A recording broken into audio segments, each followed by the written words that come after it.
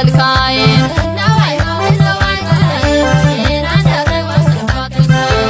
Yaaman kulee biyyaa minoo fikree dheeraa tamanye.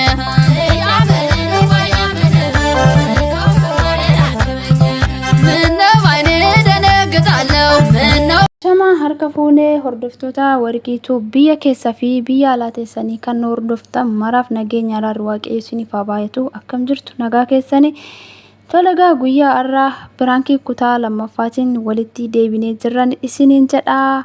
Viidiyoo koo haga dhumaatitti dhaggeeffachuu hin dagatinaadha. Dhaggeeffattanii yaada qabdan koomentii jalatti naaf barreessuu hin dagatinaa.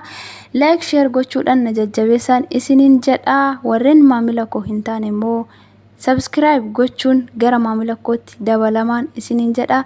Gamanumaan gara viidiyoottan isin dabarsaa. Haga viidiyoo biraatiin walitti deebinutti turtii gaariin isiniif hawwa. Nagaan tura. Baay'een isin jaalladha, baay'een isin kabaja. Turtiin keessan viidiyoo keenya waliin haga dhumaatti dhaggeeffadha. Kaatee waan nammalee tasana qabame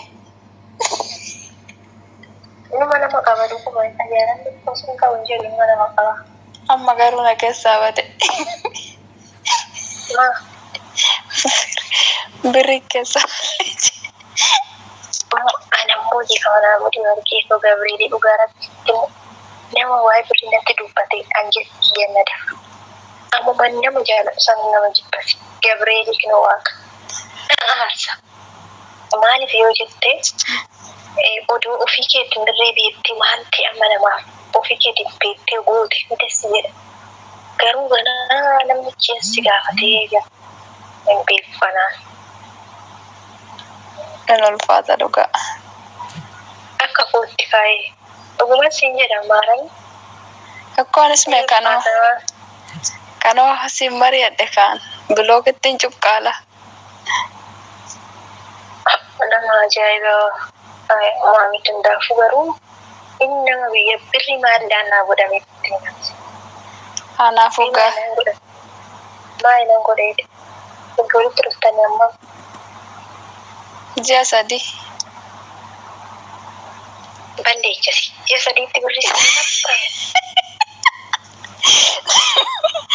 ji'a sadiitti birri ni gaafate bilookidhaan balleechuu Gabrieli nyaatu abbaa fi haadha carraa keetti dhabdaa birri keenya jechuun hungummaa deesidi Gabrieli kino waaqa maalatti gubattee kulaalittiin kee gassiichatee biddabar urgaa fagalteeti birri kee lafa godhatte abbaa fi tuffeetu kadhatee lafatti sitti jechuun jiraata haadha majoolkiteef isaan barsiisuu akka goote namseetu nama ngorsita garuu dhugaa akkuma akka kariyaatti ilaalee sittaasaa irraa keessa kee immoo laphee murteessu siiniti sirriidha garuu anis immoo dhugaa jirtu waan natti taasuuf tufan kan siin mari'adhe anana arsawaa hin birrii Gabrieli akka kiyyatti ilaalee jechuudha ani infaati immoo gargar hin jiru birrii kanaa maaliin gootaa ni sababni isaa jettee afaanii qoffortee fuute maayinan godheedhe ana birrii laanyata silkiin bitadheedha sinaa malan dhaban maal silkii waan qabaanna nuti naali qeechisiin jedhamu kuma soddomman takkanaan jedhu soddoma sin bulchin jedhee waan sirumaa kuma soddoma birrii soddoma seemu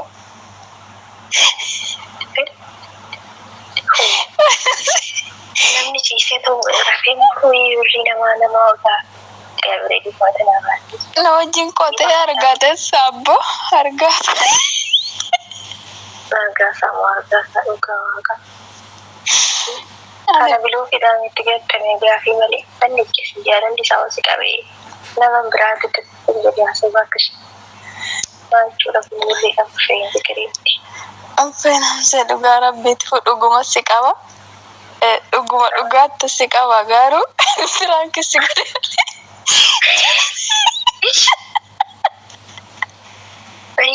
sirsumaan tara dhugaa rabbii bajeeta ani jaarsan birrii kennuuf hin qabu birrii deessite jaarsuman jana akkan hin qabne nan beeksa Oh, ergaa kee.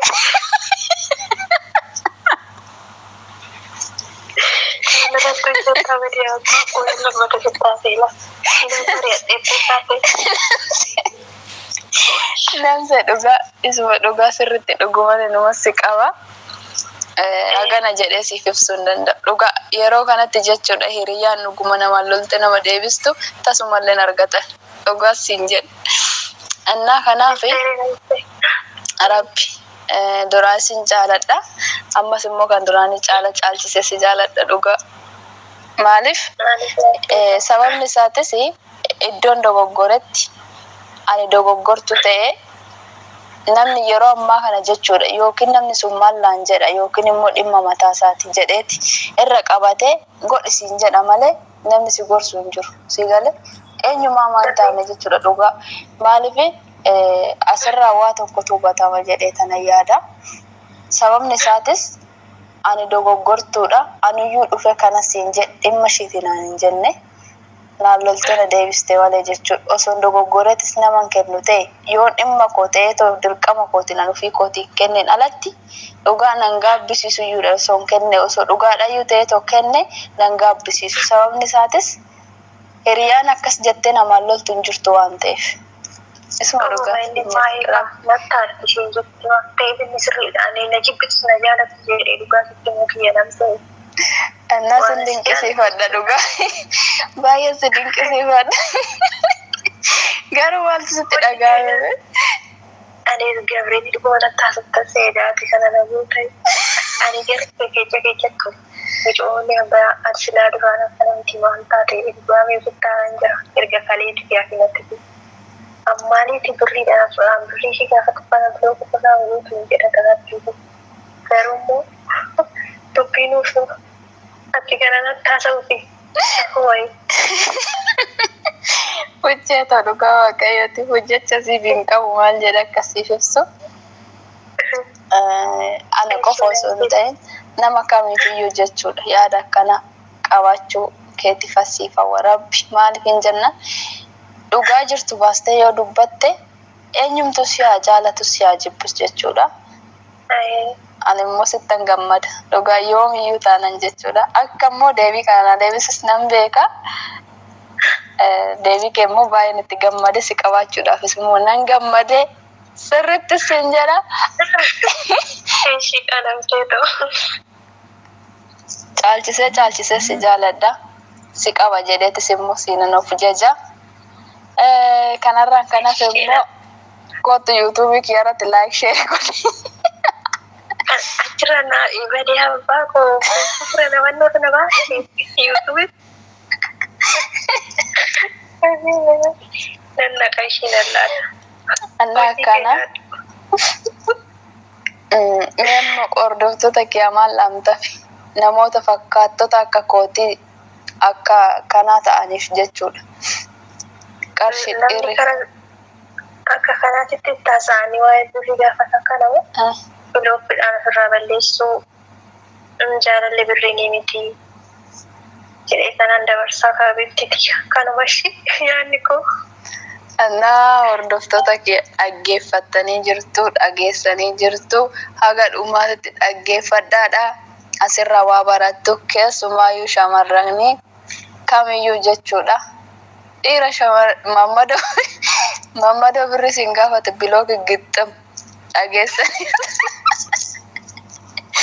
Annaa asirraa waa hubattu, waa barattu.